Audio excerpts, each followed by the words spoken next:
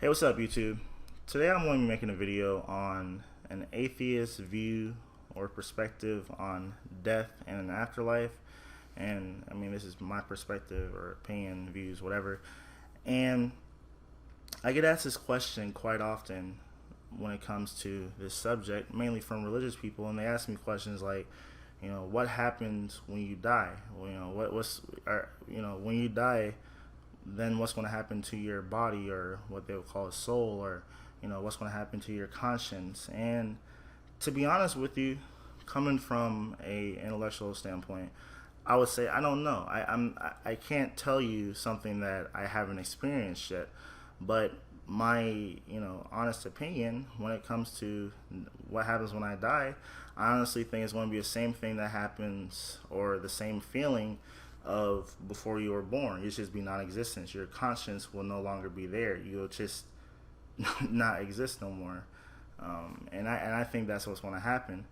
But when I was a Christian, one of the main draws to Christianity for me was the thought that, or actually two main reasons that I was a Christian, was because the thought that when I die, something more would happen. Like I would go to heaven where they have water fountains with Kool-Aid coming out of them. It's just a perfect place. It's awesome. It's like an amusement park with no lines or something, And then the other thing that made me remain a Christian for so many years was the concept of hell, or experiencing or going to hell, was something that in the back of my head made me very fearful to even question in my own head, like to even question or think about that this is crazy, or it almost frightened me. And that was something that later on in life that I was able to overcome. But being indoctrinated like that, it really affects you, and it really makes you fearful.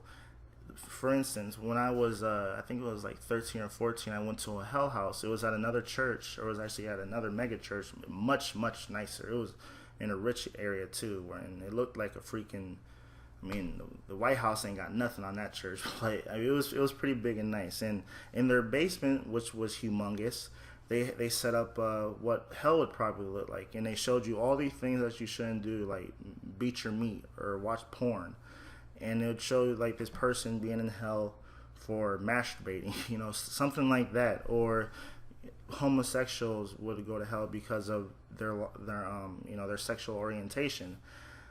But it's ironic that Christians will say that their God is all loving when He supposedly created us as intelligent beings with free will, and the only thing that He has given us, or the only way He has communicated with us supposedly, is by some dude in a cave talking to a burning bush, or some dude up in the mountains about to kill his son over some stone tablets. Or with Mormonism, someone looking in a hat, reading rocks out of a hat and telling his homeboy to write it down in a notepad or something. And it just blows my mind away that this supposed supernatural deity can be all loving. Another major thing that drew me to being religious and being a Christian was the fact that growing up, I know a lot of people who are no longer with us, who were victims of violence. I have a lot of friends who have brothers or sisters or cousins, or close friends who were murdered, and just people who are no longer with us due to natural causes. And a lot of people, they cope with the loss of a loved one with religion. And one of the major things that religion offers is a false sense that when you die, or when a loved one dies, they're going to be in a better place. And I believe this up until the point of me leaving Christianity. My father was murdered 2 or 3 months before I was born, and it had a large impact on my life. And one of the things that I sort of looked forward to when I was a Christian in the afterlife was being able to meet him finally, because I never met him. He was killed before I was born, and I always wanted to see what it would be like talking to my dad. But now I don't feel that way anymore. I think that you should enjoy life, and you should enjoy the people who are no longer with us, and you should remember them for what they've done for you. I know a lot of people who have the view of this life being a life that, oh, it's like a throwaway life where if they mess up or they do stuff that is, maybe they sell. I mean, I know a lot of people who sell drugs and, or are in prison for various reasons. And they have this mentality that, oh, only God can judge me, and that when I die, because I accept Jesus into my heart, even though I did all this fucked up stuff during my life, that when I'm dead, it's going to be a lot better and I'll be in heaven or paradise or whatever. And that's just not how it's going to work.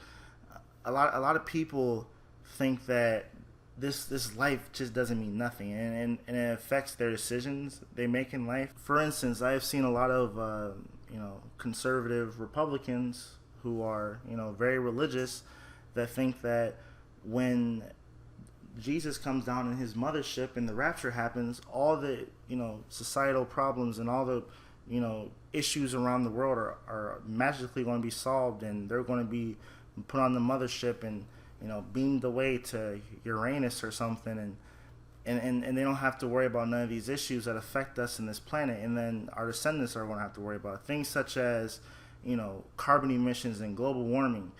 And I even talked to a Christian who said that the oil in the ground's never going to run out because Jesus put it down there for us, and why would he put a limited supply down there? We don't have to worry about increasing fuel efficiency in cars, or reducing our energy dependence on fossil fuels. We don't have to worry about that because Jesus has a plan for us all.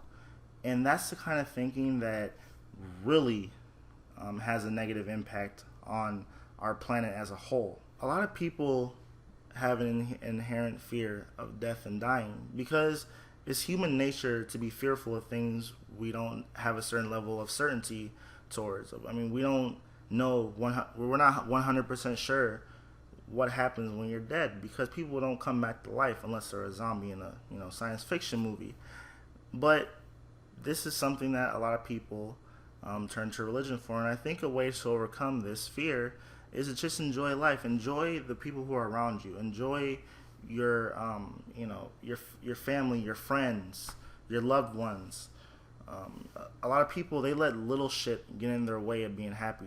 Someone might cut them off in traffic or something, and it just ruins their whole entire day. You know what? Don't even worry about that.